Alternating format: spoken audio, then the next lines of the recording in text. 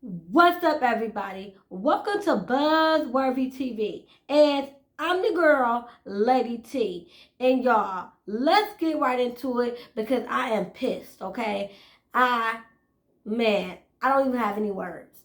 Okay, so I'm scrolling on social media and I come across this clip of this interview from Kandi's baby daddy, Block.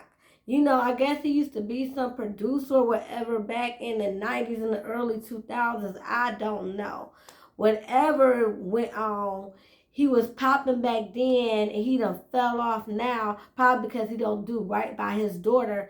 Anyway, he had a couple of things to say about his relationship with Kandi and basically his relationship with Riley and how Kandi played a part into it. And I want y'all to hear this for yourselves, y'all. Cause this takes the cake, okay? And this is why I'm gonna read him. Not just him particularly, but him because he thinks and is saying what a lot of men are thinking, but are afraid to say it, okay? So let's get into it.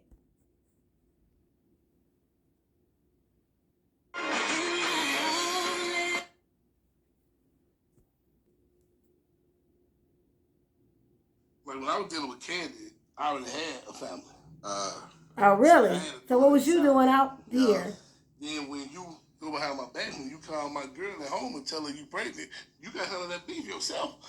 So now my girl at home said, "Bitch, fuck you. You ain't coming here." So now I'm caught up in the beef of cause what's right is I want to take care of my kid. If that's my responsibility. Yeah.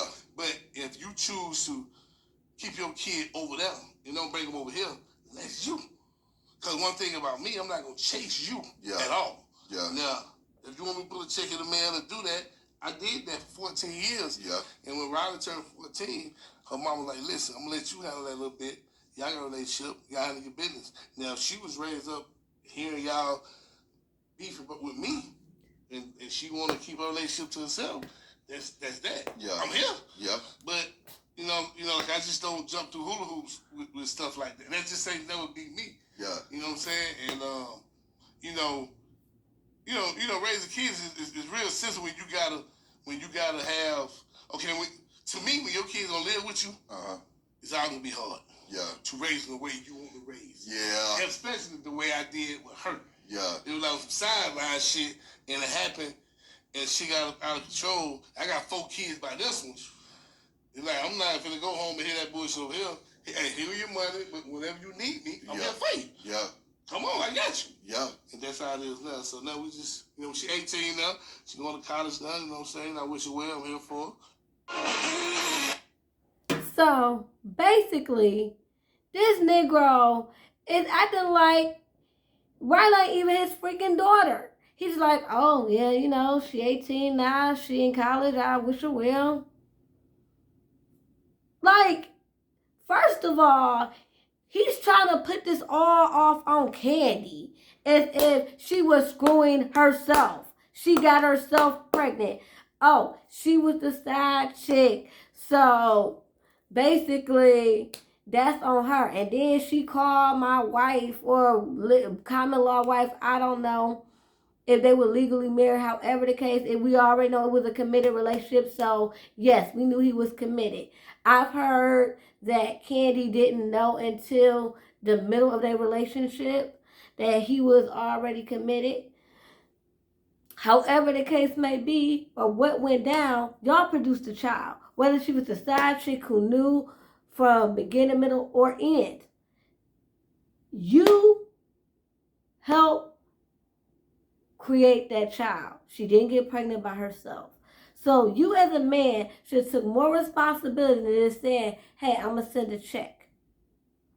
And a lot of people I know are probably thinking, well, at least he keeping it real. At least he keeping it honest. A lot of men think this way and they just afraid to say it. And you know what? That's why I'm reading his ass. Because for the men who think like this, who go along with this bullshit. Okay? Now, listen here. I come from a broken home. My parents were divorced. Me and my older sister, my second oldest sister, we had the same mother and father, and they were married. But our oldest sister was from my dad's previous relationship before he got with my mom. He got with my mom, and then they got together, had us. They broke up and had my little sister. Suffice it to say, because my father was a man, we are all growing up together. I never had a situation where I felt as though my father wasn't in my life. And yeah, okay, there will be situations, okay, where, yeah, you knew what it was. We was on some old sideline shit. So, of course, I can't be there like how I want to be there because I already am committed and I want to work this out. Okay, ain't nobody faulting you for that. But there is nothing that says that you can't be there for your child. It seems like you wasn't there for her at all except for sending a check. It's not like you tried at all to be there in the physical. That's the freaking problem. Ain't nobody asking for 24/7. I think Kandi was a little bit smart enough to know that.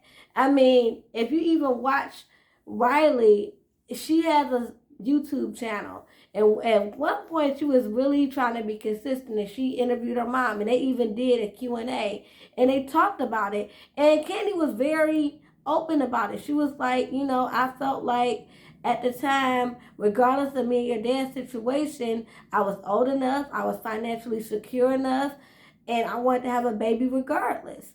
So she knew what it was, so she wasn't dumb, but that doesn't mean that she expected you just to be just like, oh, Riley don't exist.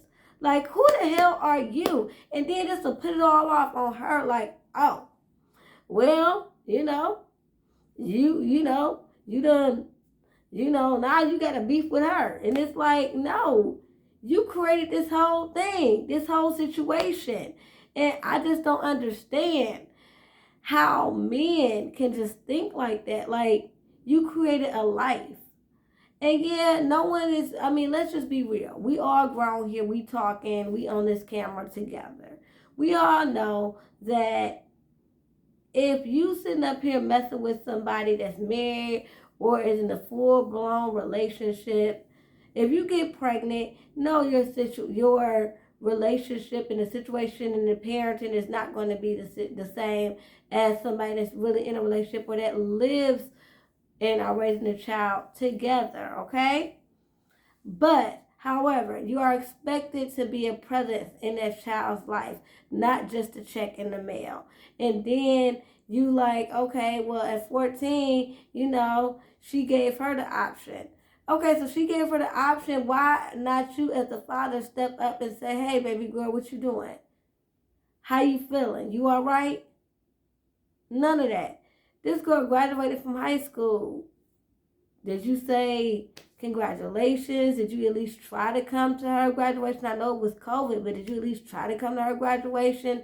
It's just sickening. When I saw that video clip, I was just like, he just literally disgusts me, y'all. Just literally disgusts me.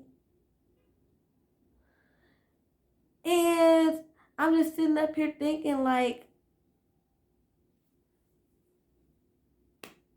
this is exactly why Riley gets emotional and doesn't want to have a relationship with him.